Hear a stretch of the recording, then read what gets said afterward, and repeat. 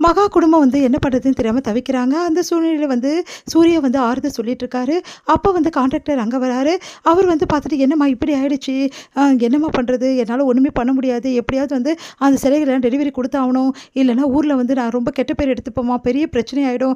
என் வாழ்க்கையே போயிடும்மா. அவ்வளோதாம்மா" அப்படின்னு சொல்லிட்டு வந்து பயங்கரமா புலம்பி அவரும் அழறாரு. இத பார்த்துட்டு இருக்க சூர்யா, "நீங்க கவலைப்படாதீங்க. கண்டிப்பா வந்து இந்த பிரச்சனைய நான் தீர்ப்பேன். இந்த சிலைகளோட தான் நான் வருவேன்" அப்படின்றாங்க. உடனே வந்து மகா வந்து அவர் கைய பிடிக்கிறாங்க. "ரொம்ப பத்திரங்க. ஏதாவது பிரச்சனையில மாட்டிக்க போறீங்க" அப்படின்னு சொல்லி சொன்னோனே, "நான் பார்த்துக்கிறேன். நீ கவலைப்படாத" அப்படின்னு சொல்லிட்டு கிளம்பி போறாரு.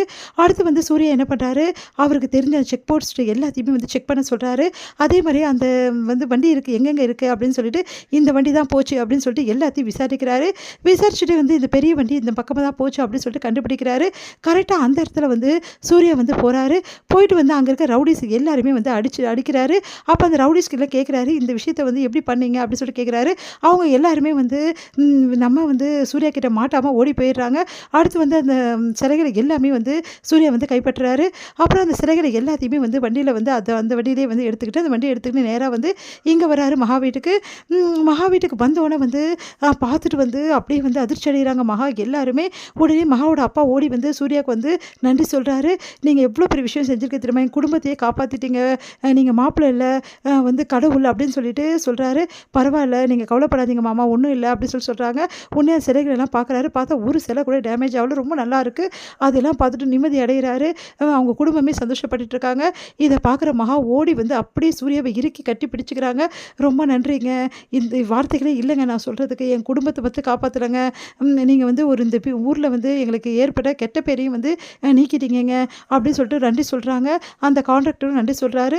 மகா வந்து அப்படியே வந்து கட்டி பிடிச்சபடியே அழுவுறாங்க.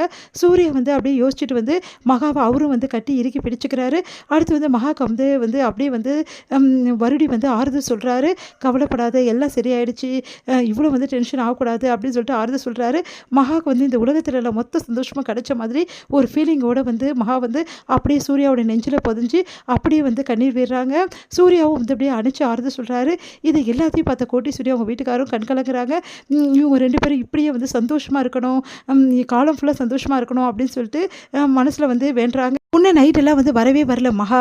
அது இல்லாம சூர்யாவும் வரல. பார்த்தீங்களா இந்த மகாவ? சூர்யாவ அங்கேயே தங்க வச்சு இந்த மாரி பண்ணிட்டா. மகாவோட கதை என்னன்னு உங்களுக்கு இப்ப புரியுதா? மகா இவ்வளோ மோசமானவங்களுக்கு புரியுதா? அப்படின்னு சொல்லிட்டு இருக்காங்க வந்து சித்ரா. இதெல்லாம் கேட்டு ராஜலட்சுமி செம்மையா டென்ஷன் ஆயிடுறாங்க. இப்படிதான் பண்றா அவ. "மாமா பார்த்தீங்களா? நீங்க எப்படி அவள பத்தி நல்லதா சொன்னீங்க. இப்ப பார்த்தீங்களா அவளோட சுயரூபத்த காமிச்சுட்டா" அப்படின்னு சொல்லிட்டு பேசிட்டு இருக்காங்க. கரெக்ட்டா மகா அங்க வந்துடுறாங்க. மகாவ பார்த்துட்டு, "இவ எப்படிங்க?" அப்படின்னு சொல்லிட்டு அப்படியே பார்த்துட்டு இருக்காங்க சித்ரா. வந்து ரொம்ப சந்தோஷமா வராங்க. "என்ன இவ்வளோ சந்தோஷமா வராளே?" அப்படின்னு சொல்லிட்டு பார்த்துட்டு இருக்கும்போது இந்த மாதிரி நடந்த விஷயத்த எல்லாத்தையுமே ஒண்ணு விடாம மகா வந்து சொல்றாங்க. "எங்க வாழ்க்கைய காப்பாத்தி குடுத்துட்டாரு உங்க புள்ள" அப்படின்னு சொல்லிட்டு ராஜலட்சுமி கிட்ட சொல்றாங்க. ராஜலட்சுமி செம்மையா டென்ஷன் ஆயிடுறாங்க. "என் புள்ளைய வந்து இவ்ளோ பெரிய பிரச்சனையில மாட்டி விட்டுருக்கே. என் புள்ளைக்கு ஏதாவது ஆனா நீயா பதில் சொல்வ? எவ்வளோ திமிரு இருக்கு உனக்கு இப்படிலாம் பண்றது? இவ்ளோ நடந்திருக்க விஷயம் என்கிட்ட சொல்லாம எப்படி இருந்த? வீட்டுக்கு ஃபோன் பண்ணி சொல்லணும்னு உனக்கு தெரியாதா?" அப்படின்னு சொல்லிட்டு செம்மையா திட்டுறாங்க.